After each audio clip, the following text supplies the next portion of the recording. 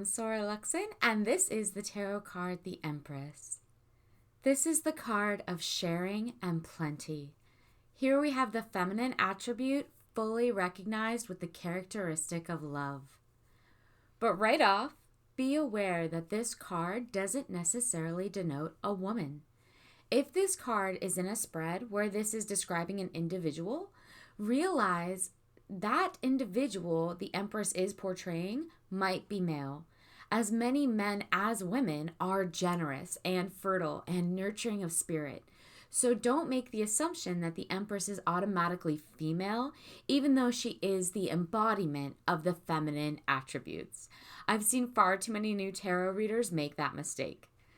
Okay, so here we have happiness and pleasure that's being conveyed, along with the sensation of being pleased or taking pleasure in things and others, of being comfortable in your own skin, and just agreeable overall.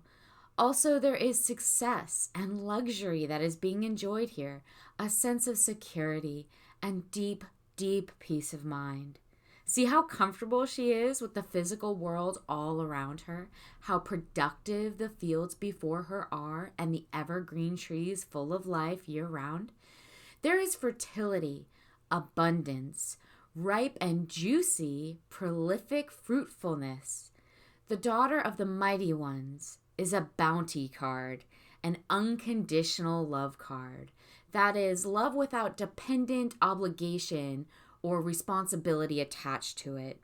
This is someone who's possibly very creative, at least for the moment, and who is also very much on top of their game, just really tapped into the system, in the zone, if you will.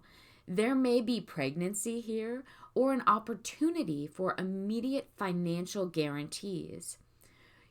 Perpetually pregnant, youthful, and vital, in a state of flowing emotional well-being, with her crown of star quality, intuitive authority, Demeter sits in the garden of earthly delights, and she is satisfied. This is tenderness, warmth, affection. There is heightened awareness of the senses. So in that respect, this is a sensual card. But that sensualness isn't definitively sexual in nature. This can be more of a delight in the physical world and a deep abiding affection as well. Number 3 within the major arcana, we have recognized here creation. Creation from the combining of two to bring about the third. Even unto the scepter's hold of complete cooperative control over the masculine qualities to be combined in order to bring that creative third force forward. Physical manifestation in all its abundant glory. So what to do if you pull the Empress? Freely love yourself and others. Don't attach strings or expectations to what you'll get in return or how others will behave after you behave in a loving way. Just love openly and as much as you can. This is an intuitive sensation card, which is all about feeling rather than logic. So you don't need to rationalize things here. Leave your heart open and be affectionate. This is also a physical generation card. You have progeneration here. Physical generation within the manifested world. By generation, I mean to generate, to create, to bring forth new projects, ideas, new life. Make something. Take the time to experience the pleasures of the senses, to collect and use what you're creating. Take time to appreciate and enjoy the physical. Show fondness. Be nurturing towards yourself and others. The Empress is often interpreted as the mother card.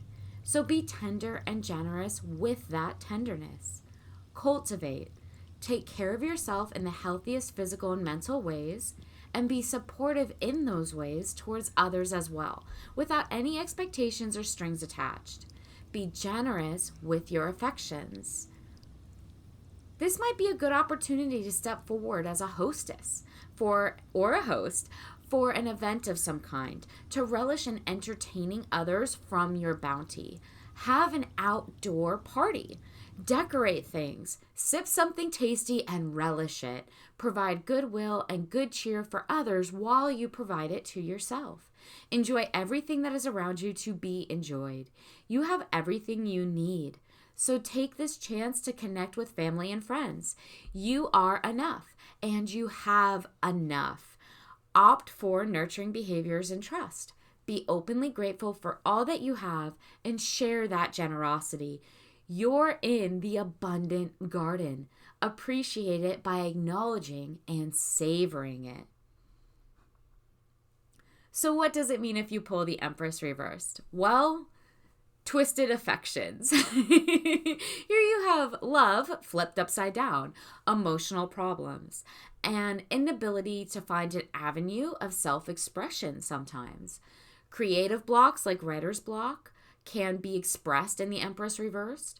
Sometimes this is also a love that's been turned against someone, like a choice to withhold love or kindness from someone on purpose, by will. Someone being emotionally detached could be being shown here, or taking away their affections and support. Also, the Empress reverse can be advising too much self-indulgence is going on, that no restraint is being applied, and indulgence is becoming or has become a negative influence, wastefulness, overuse and misuse of abundant resources. Emotionally, this could possibly be a lack of resources, giving away too much, giving away so much that the self can't get its own needs fulfilled, granting or giving too much until being drained or overexhausted, completely depleted in an unhealthy way. There is also a chance that an emotional situation or obstacle is being approached too analytically or far too rationally, where instead intuitive feeling is needed. Here you can have neediness, either in yourself or in someone near you, over mothering, over coddling, problems with an older female figure. Less mothering and more of a smothering could be going on here. This is all that good love, right, from before, from the Empress upright, all that love and appreciation turned on its head. So instead of being free and positive as an influence, it is coming with strings attached. It is coming with problematic negativity and expectations and possibly far, far too much baggage. It could also be that you want something from someone here and they just won't give it. And it's because they can't. They won't provide what's needed or what's being asked for. They aren't capable of it. It's not necessarily being done out of spite or meanness or some negation here. It's simply not within their power to give. Whatever is being asked for from them can't be provided because it isn't in their power, including perhaps even loving affection. They don't have it to give. So what to do about the Empress reversed? Take a good look around at what is and isn't working in your life and get rid of what isn't. Maybe you need to start detaching a little bit. Maybe you need to start placing some healthy boundaries. Clean up and get rid of any extra stuff or clutter that's lying around. Stop giving too much of yourself away. Stop being so helpful towards others that your own necessities can't be met, right? Giving someone a fish doesn't allow them to learn how to feed themselves. People around you might be wanting and needing more independence than you're allowing them to have. So back off a bit. You don't always have to say yes. You don't always have to help. Control and manage yourself a little bit. Correct the overgiving or overly emotional attachments. You can't be everything to everyone. Put checks and limits on things. You can only be responsible for you in the end. Other people are responsible for themselves and their own happiness. So step back. It isn't up to you. Only you are up to you. And certainly, if someone isn't appreciating your help, it is okay to withdraw it. Be mindful of that.